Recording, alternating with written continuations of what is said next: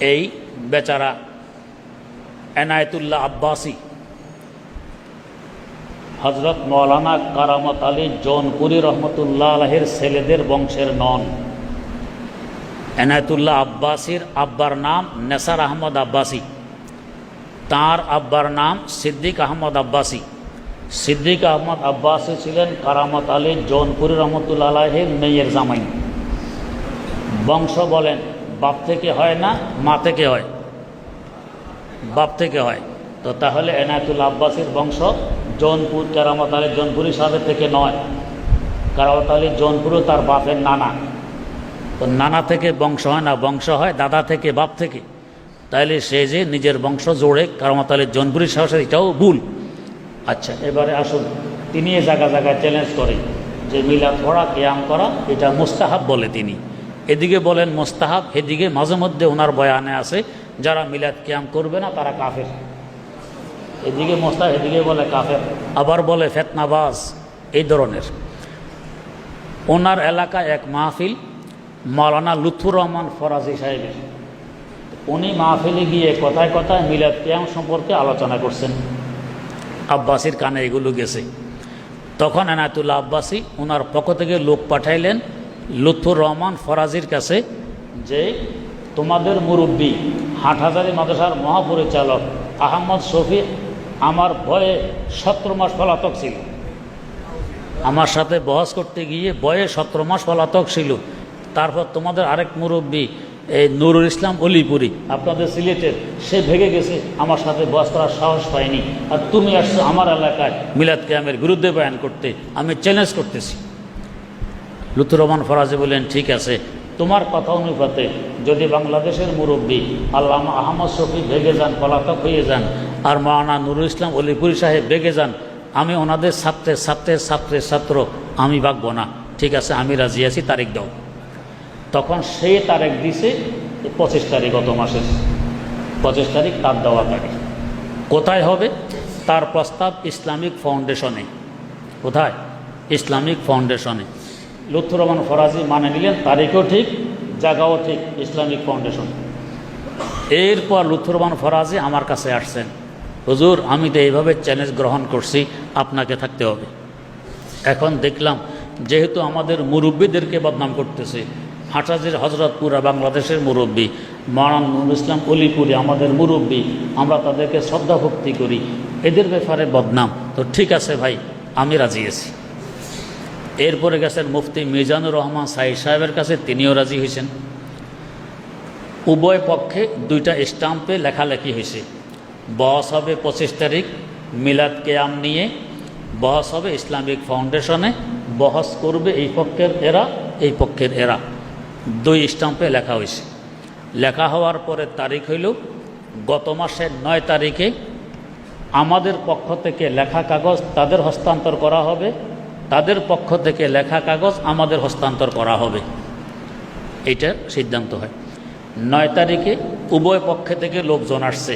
আব্বাসী নিজে আসেন না, লোক পাঠান, কলেজের ছাত্র, মাঝে মধ্যে ওনার মাদ্রাসার ছাত্র বা উস্তাদ পাঠান, নিজে আসেন না।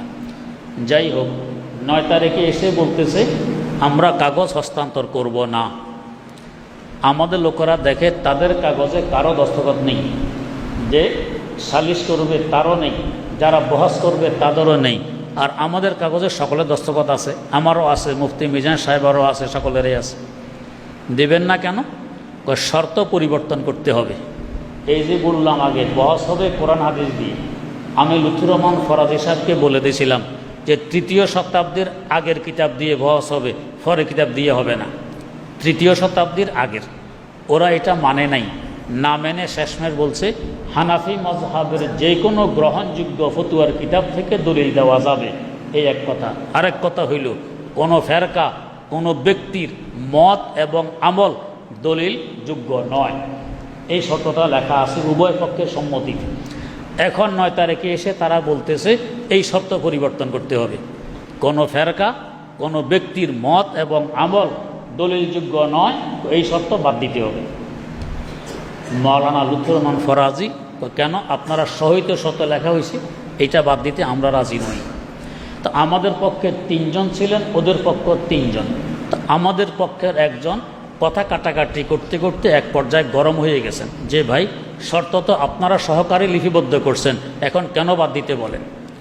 তো উনি গরম হওয়াতে মৌলানা লুৎফুর রহমান ফরাজি নিজের লোকের কাছে হাত জোড় করে মাপ চাইছেন, ভাই এটা গরম হওয়ার বিষয় নয়, আপনার কাছে মাপ চাই, আপনি গরম হবেন না, নিজের লোকের কাছে। সব কিন্তু ভিডিও হইতেছে। এতটুকু কথার সাথে সাথে তারা কেটে নিয়ে নেটে দিয়ে দিল কি যে লুৎফুর রহমান ফরাজি মৌলানা আব্বাসী সাহেবের কাছে হাত জোড় করে মাপ চেয়েছেন, তিনি বহস করবেন না। দেখেন, এই এক প্রতারণা। এটা দুই। এক নম্বর প্রতারণা কি? শর্ত পরিবর্তন করতে হবে, না হয় কাগজ হস্তান্তর করব না।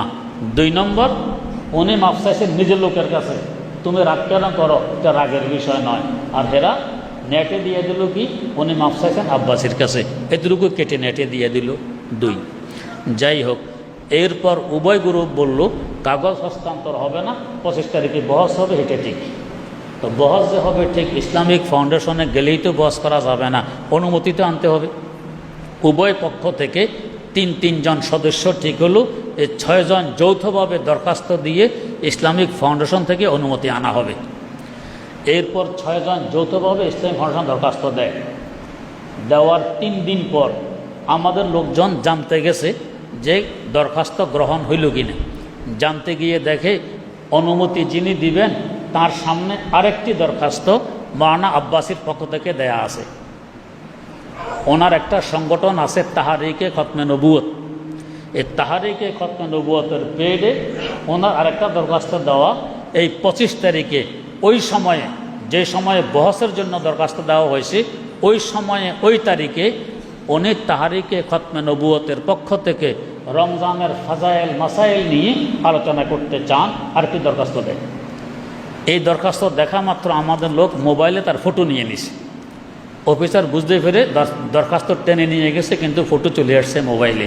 এটাও নেটে দেওয়া আছে ওনার এই দরখাস্তটা। এটা 3 নম্বর প্রতারণা। তার মানে উনি ভাগতে চান, কিন্তু ফাউন্ডেশন অনুমতি দিলে তো ভাগতে পারবেন না, তাই তিনি আরেকটা দরখাস্ত দিয়ে চান যাতে অনুমতি না দেওয়া হয়। ঠিকই 2 দরখাস্ত একই তারিখের জন্য আসাতে ফাউন্ডেশন অনুমতি দেয়নি। না দেওয়াতে এখন কোথায় হবে? উনি নিজে প্রস্তাব দিয়েছেন তাহলে বহস হবে যাত্রাবাড়ি মাদ্রাসায়। কারণ ওনার ধারণা যাত্রাবাড়ি মাদ্রাসার মোহতামেম হজরত মাওলানা মাহমুদুল হাসান দামাত বরকাতুহুম রাগী মানুষ, এবং উনি এ ধরনের বহসটার পছন্দ করেন না। ওনার ধারণা উনি তো অনুমতি দিবেন না, এই জন্য প্রস্তাব দিয়ে দিলেন বহস হবে যাত্রাবাড়ির মাদ্রাসা। আমরাও মেনে নিই, ঠিক আছে যাত্রাবাড়ি হবে। এখন মাওলানা মাহমুদুল হাসান দামাত বরকাতুহুম থেকে অনুমতি নিবে কে? সিদ্ধান্ত হইল আমাদের পক্ষে অনুমতির জন্য চেষ্টা করবেন মুফতি মিজান সাহেব, আর ওনাদের পক্ষে চেষ্টা করবেন মাওলানা আব্বাসী সাহেব নিজে। মুফতি মিজান সাহেব ফোন করলেন আল্লামা মাহমুদুল হাসান দামাত বরকাতুহুমের কাছে, উনি অনুমতি দিয়ে দিয়েছেন যে ঠিক আছে বস এখানে হবে। আব্বাসীকে জানানো হলো অনুমতি হয়ে গেছে, উনি রাজি গেছেন। আব্বাসী তো মাথা খারাপ, সর্বনাশ, আমার তো ধারণা ছিল অনুমতি দিবেন না, অনুমতি হয়ে গেছে, এবার কি করা যায়। উনি চুপি চুপে এই 3 নম্বর প্রতারণা, 3 জন মানুষ পাঠাইছেন যাত্রাবাড়ি মাদ্রাসার হুজুরের কাছে। এরা এসে চেষ্টা করতে যাতে উনি অনুমতিটা বাতিল করে দেয়। এমনকি এক পর্যায়ে তার রিকোয়েস্ট করতেছে, এগুলোও ভিডিওতে আছে। যখন এই 3 জন আসছে, হুজুর মুফতি মিজান সাহেবের নম্বরে ফোন দিয়ে ফোনটা খোলা রেখে থুয়ে দিয়েছেন। উভয়জনের কথাগুলো মুফতি মিজান সাহেবের মোবাইলে যাইতেছে, আর উনি মোবাইল থেকে আরেক মোবাইলে রেকর্ড করে রাখছেন সব, এগুলোও নেটে আছে। শেষমেশ এরা রিকোয়েস্ট করতেছে, হুজুর আপনি অনুগ্রহপূর্বক বলে দেন আমার এখানে বহস অনুমতি আমি দিব না। হুজুর বলতেছেন না ভাই আমি তো অনুমতি দিছি, দিব না কেন বলবো। এগুলো সব কিন্তু মোবাইলে উঠছে। এরা দেখছে সর্বনাশ, এখন তো পারতেছি না।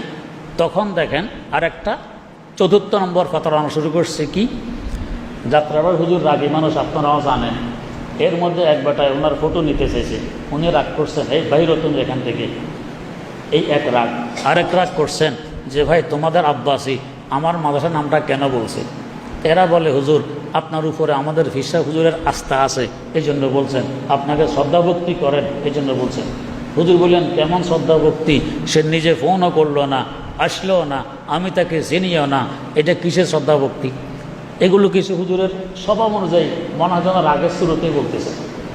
এখন আব্বাসি পাইছে বাহানা কি, যাত্রাবাড়ির হুজুর আমাকে বেইজ্জত করছে, আমাকে অকথ্য ভাষায় গালিগালাজ করছে, আমি যাত্রাবাড়ি যাব না। সব আমার নেটে আছে। মুফতি মিজান সাহেব বললেন নেটে কি আছে আমাদেরকে পাঠিয়ে দেন, এটা আমরা নিরসন করব, যাত্রাবাড়ি হবে। উনি বলছে আমি পাঠাই দিতেছি, মোবাইলের আলাপগুলোও নেটে দেওয়া আছে। কিন্তু আজ পর্যন্ত তিনি কি গালিগালাজ করছেন এটা দেন নেই, কারণ গালিগালাজ তো করেনই নেই, তো দিবেন কোত্থেকে? এখন উনি যাত্রাবাড়ি আসবেন না। আমরা বললাম আপনার প্রস্তাব যাত্রাবাড়ির, হুজুর রাজি আছেন, আমরা রাজি আছি, আসবেন না কেন? না, আমি আসবো না, আমি একটি ঐতিহ্যবাহী পরিবারের সন্তান, আমাকে উনি এভাবে বেইজ্জত করছে, আমি সেখানে যাব না। 25 তারিখের আগের দিন উনি সংবাদ সম্মেলন করেন, সাংবাদিকবিহীন অবস্থায় নিজের খানকায়, সাংবাদিক কেউ নেই, নাম দিয়েছে সংবাদ সম্মেলন।